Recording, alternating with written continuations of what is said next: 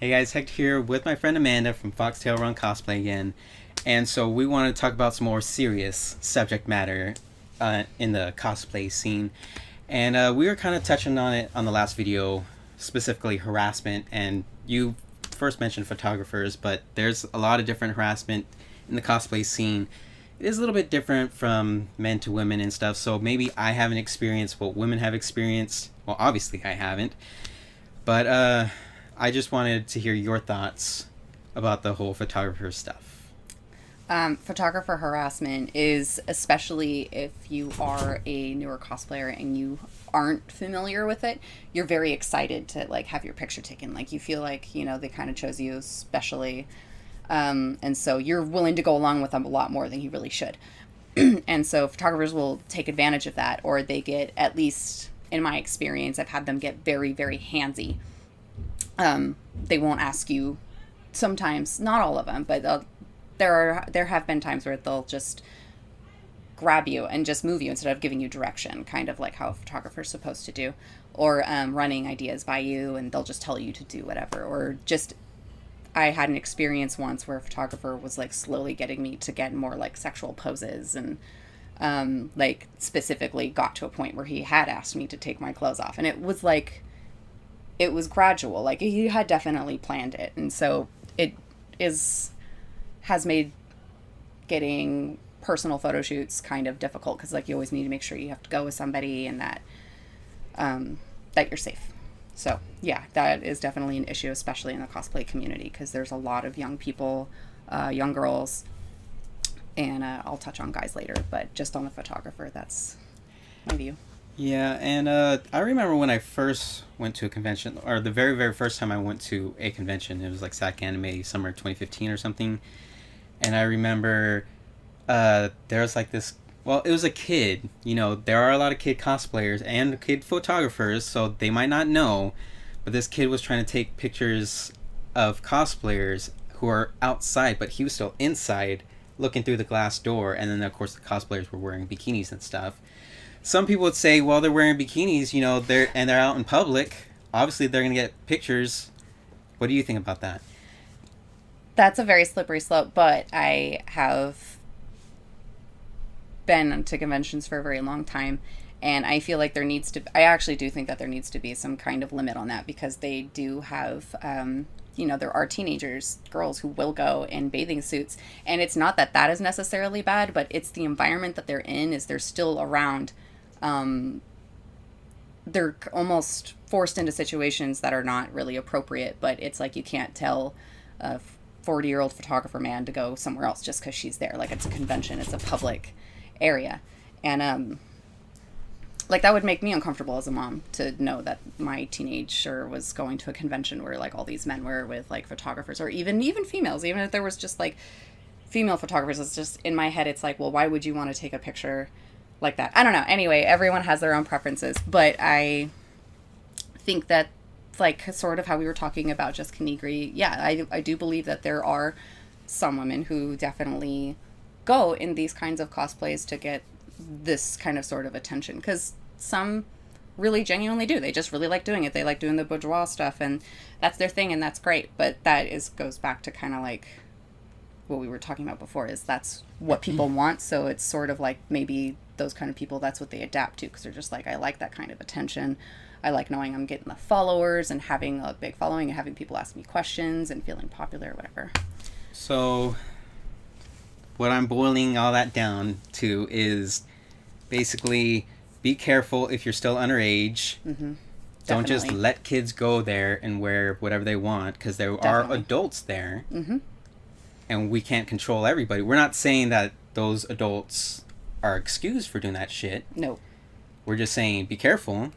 And then once you do become an adult, you still have to be careful, because just because you're an adult doesn't mean nothing will happen to you. That's right.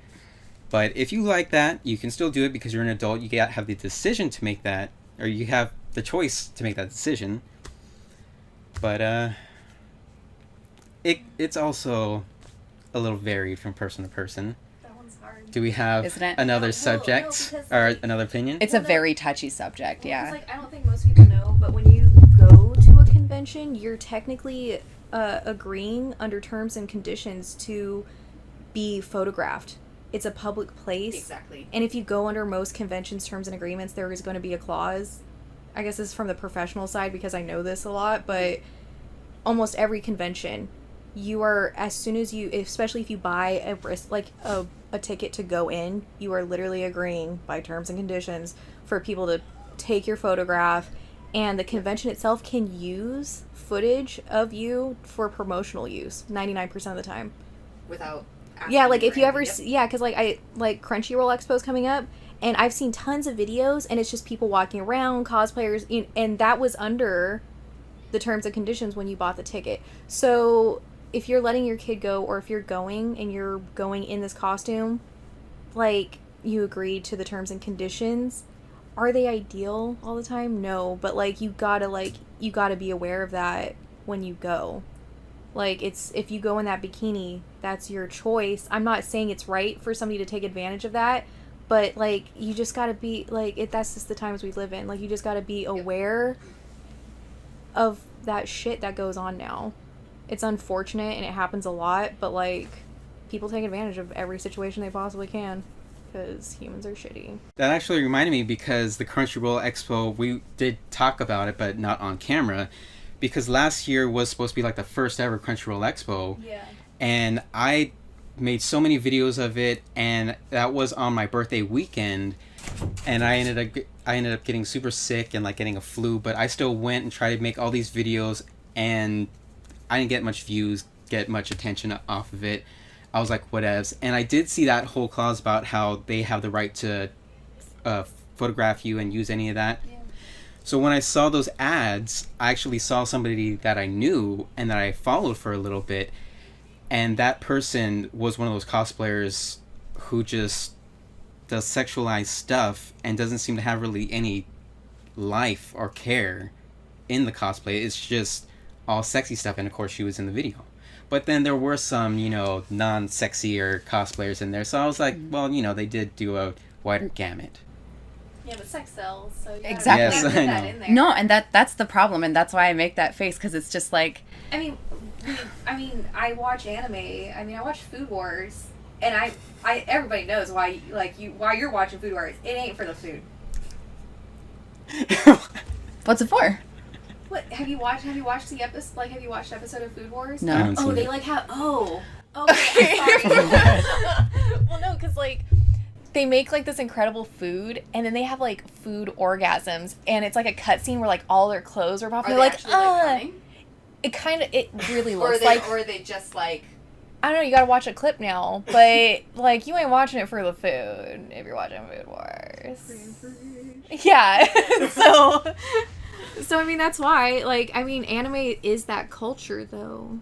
Yeah, I know. That's why it's like... So it's hard. It's a hard line. All right, so we kind of talked about the harassment that female cosplayers have, but you had other situation that male cosplayers have received with a certain professional cosplayer. You want to talk about that? It does go both ways. I'm not just picking on men. And I think maybe a lot of when it comes to women, it doesn't get reported because I feel like men in this kind of society are kind of trained, like if a woman's coming on to them, then they're the man. So they need to accept that with pride, not... I have heard a lot of guys, not just in the cosplay scene, in a lot of different areas, be like, you should enjoy that or whatever. Okay, so yeah. What would you say to that? I think that is that's an extremely toxic behavior in general. I know at least like some guys like it, but there are guys that don't. There are guys that do get molested and they just accept it, and with they're the man because like a woman's attracted to them, so it's like, yeah, nice football, whatever. So momo-kun, very specifically, you can Google it, but long story short, she had been becoming progressively more popular as a cosplayer and becoming more and more brazen about how physical she would get with people, and it got to a point at Anime Expo where she pulled some cosplayers' tops down to expose them to like the whole fucking room, and she tried to like blame it on her ADHD. There was all of these excuses. I'm not saying ADHD isn't bad. I have ADD myself, but that is never an excuse. There is no kind of disorder that you can have that ever gives you an excuse to do that to somebody.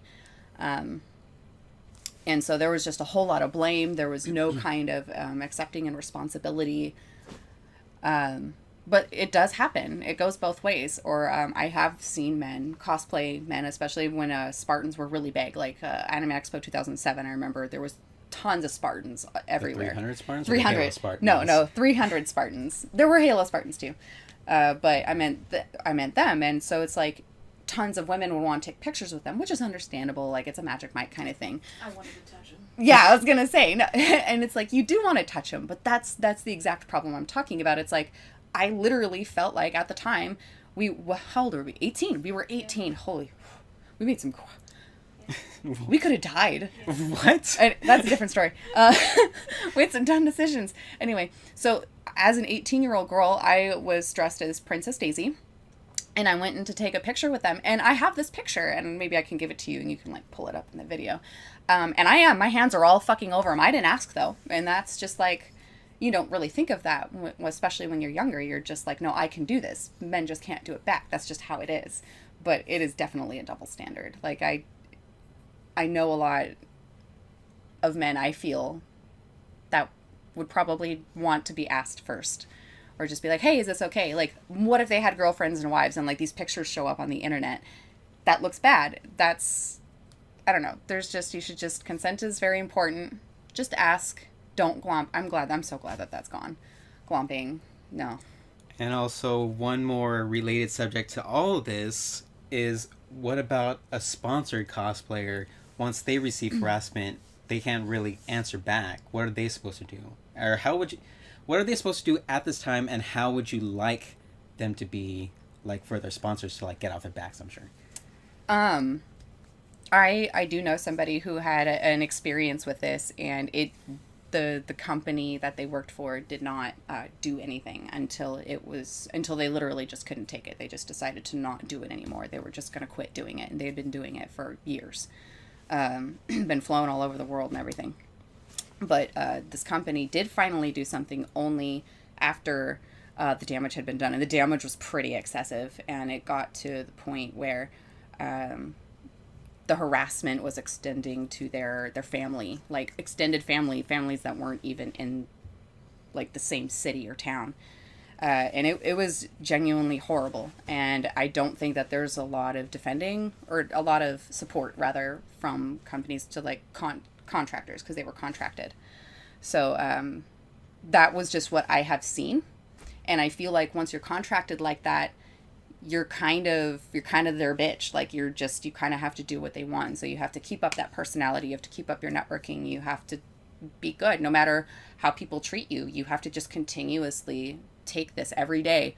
Maybe it's only 1% of people, but if that 1% out of 500,000 people, likes, follows, whatever, that's still a lot every single day. And it's like, this person also had multiple people managing their page just to filter stuff like that out. They were getting it daily. So I don't think that there's a lot. It's hard because I haven't personally been in that situation, but I saw it and it was very difficult to watch. And I don't think there's any such thing as, well, you should just, like, ignore the haters, because it's really easy to say. But, like, watching it was absolutely horrifying, and it was, like, it went way too far. It does go way too far, and there's only so much you can really take as, like, a person. And especially because a lot of it's based off of misinformation, so you have this horrible reputation of this person who's not even really you going on, and, like, you can be Googled, and it's just, like... makes you not want to leave the house again. The internet's a bit of a double-edged sword, yes, because... very much so. Information can go everywhere. Sometimes the information can be correct. Sometimes the information can be completely misleading. You think people would just do that?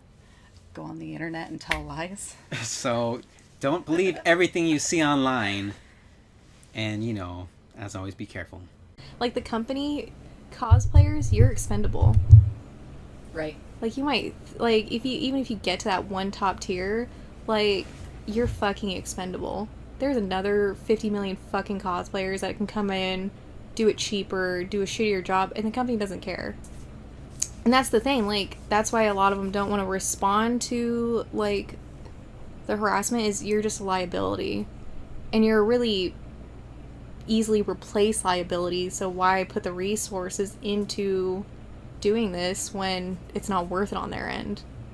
Like, that's the thing. If you're a professional, it's just, you're expendable, and you need to know that, so you get into this mentality of, well, like, I gotta keep this as hard as I can, so I'm gonna just bear down and bear it.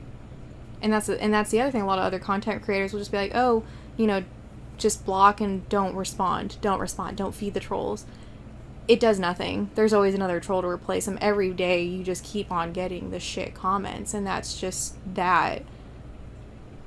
Respond back to, like, the big ones, and honestly, a lot of the time they'll back down way faster than you. Like, they're more bark than they are bite. That's my experience.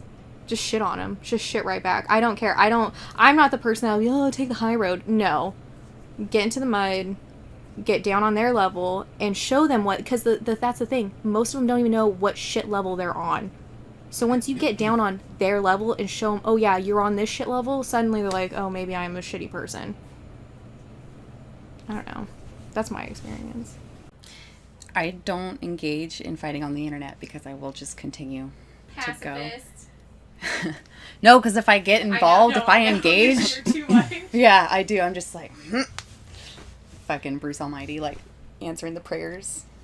Yeah, sometimes I do kind of answer back, but after, you know, a couple back and forths, and I'm like, you know, I got other stuff to do, I guess. I wish that I could say the same. All right, so this is our thoughts on the matter. Of course, it's a very, very complex subject and everything, but feel free to leave your thoughts in the comment section below.